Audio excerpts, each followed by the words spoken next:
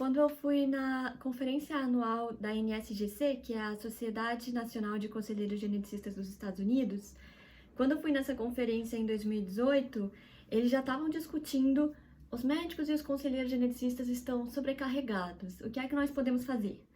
E aí, uma das coisas que eles estavam discutindo era a possibilidade de não realizar o aconselhamento pré-teste. E no Brasil não existe tanto essa pesquisa nessa área, não existe tanto essa discussão, então esse vídeo vai ser mais a título de curiosidade, mas eu gosto muito desse assunto e eu queria falar sobre ele, então eu decidi fazer um vídeo sobre isso. Então, lá nos Estados Unidos, as pessoas já estão estudando modelos de aconselhamento para ver qual que seria a melhor solução, porque lá as pessoas estão sem tempo de atender todo mundo. Então, para os médicos e conselheiros geneticistas terem mais tempo para poderem dar mais atenção aos pacientes que realmente precisam, a tendência está sendo eles diminuírem o tempo com o aconselhamento pré-teste. E uma forma de fazer isso é simplesmente deixar todo o aconselhamento pré-teste para outras especialidades médicas. Aí, esse modelo, então, ele funcionaria assim. A gente daria cursos de treinamento para os médicos que costumam pedir exames genéticos, e esses médicos, então, eles ficariam responsáveis e capacitados para fazer o aconselhamento pré-teste. Então, para explicar os benefícios e limitação de cada exame, para tirar dúvida de paciente, esse tipo de coisa. E como exemplo desses médicos, estariam principalmente, então, os oncologistas, que são os médicos que lidam com câncer, os ginecologistas e os neurologistas, que são os médicos que geralmente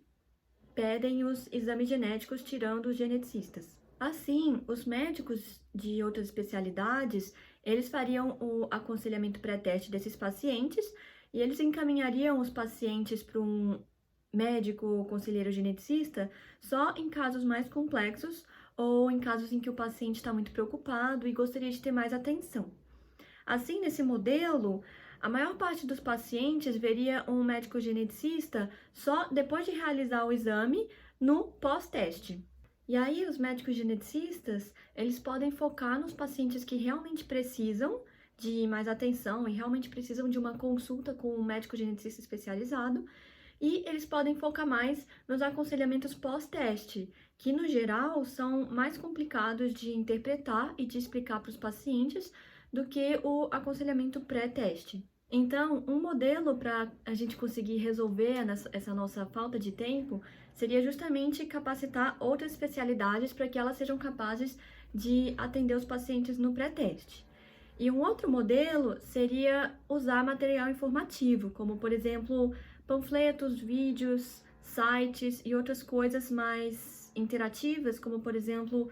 programas desenvolvidos pelas clínicas, que são entregues para os pacientes em forma de CD ou pendrive, com aulinhas curtas, para que a pessoa ela vá respondendo perguntas e vá aprendendo na velocidade dela. Um artigo de 2018 observou que as pessoas elas se sentiam satisfeitas com as informações que elas recebiam em um panfleto, explicando o exame, os riscos, os benefícios e as limitações desse exame, e que elas se sentiam à vontade o suficiente e informadas o suficiente para dizer que estavam tomando uma decisão informada. Só para dar uma pincelada, uma decisão informada é justamente aquela em que a pessoa ela sabe dos riscos, das limitações e dos benefícios de um exame e ela toma a decisão dela. Então, por exemplo, uma pessoa que diz: eu sei que esse exame ele é mais invasivo e eu tenho uma chance maior de perder o bebê, mas mesmo assim eu quero fazer esse exame porque ele tem o resultado dele vai ser mais confiável. Então, uma pessoa que fala uma coisa dessas, ela muito provavelmente está tomando ali uma decisão informada. Ao contrário de uma pessoa que pode, depois que receber o resultado do exame, dizer: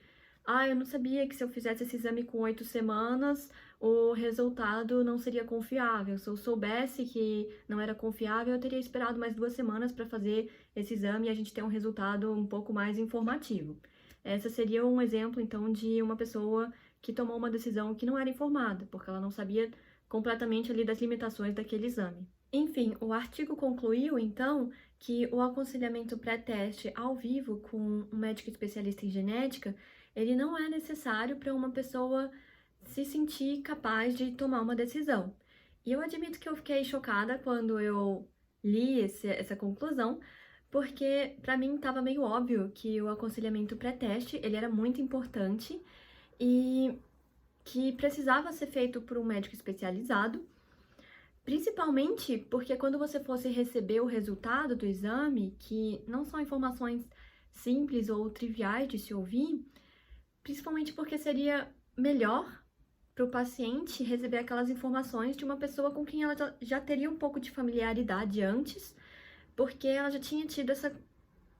consulta antes do aconselhamento pré-teste com aquele médico. Mas aparentemente as pessoas estão muito bem obrigadas só com o panfleto, e então uma consulta ao vivo com o médico geneticista não seria necessária para todos os pacientes.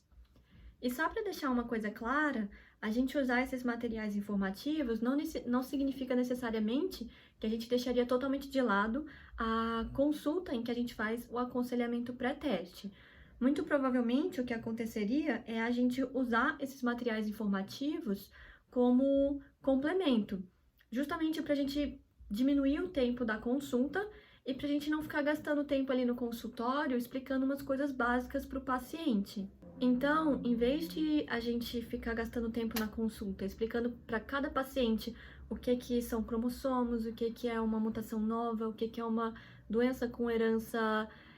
dominante, herança recessiva, expansão de trinucleotídeos, a gente liberaria esse material para os pacientes, eles estudariam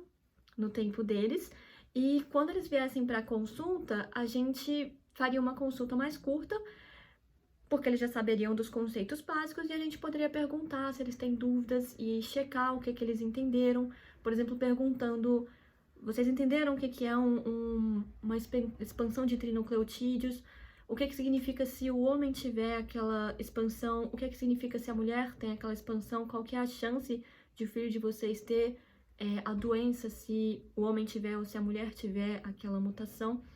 E aí a gente pode gastar menos tempo na consulta no geral, porque os pacientes já saberiam os conceitos básicos e a gente poderia basicamente tirar as dúvidas mais difíceis de você entender ali só pelo programa, pelo vídeo, ou que tem a ver mais com casos específicos diretos do casal, porque eles já saberiam os conceitos básicos de genética. Então, só para terminar, não é que o aconselhamento pré-teste ele seja descartável ou ele seja menos importante do que o aconselhamento pré-teste. É só porque a gente está tentando entender qual que é o melhor jeito de a gente conseguir atender os pacientes que precisam mais, considerando que a tendência é que os médicos e conselheiros geneticistas eles fiquem sobrecarregados e a gente não consiga atender todo mundo que precise, se a gente continuar fazendo um aconselhamento pré-teste e pós-teste para todos os pacientes que fazem o exame genético. Então é isso, espero que o vídeo tenha sido interessante e lembrando que se vocês quiserem apoiar meu canal, vocês podem fazer isso através do link no Apoie-se.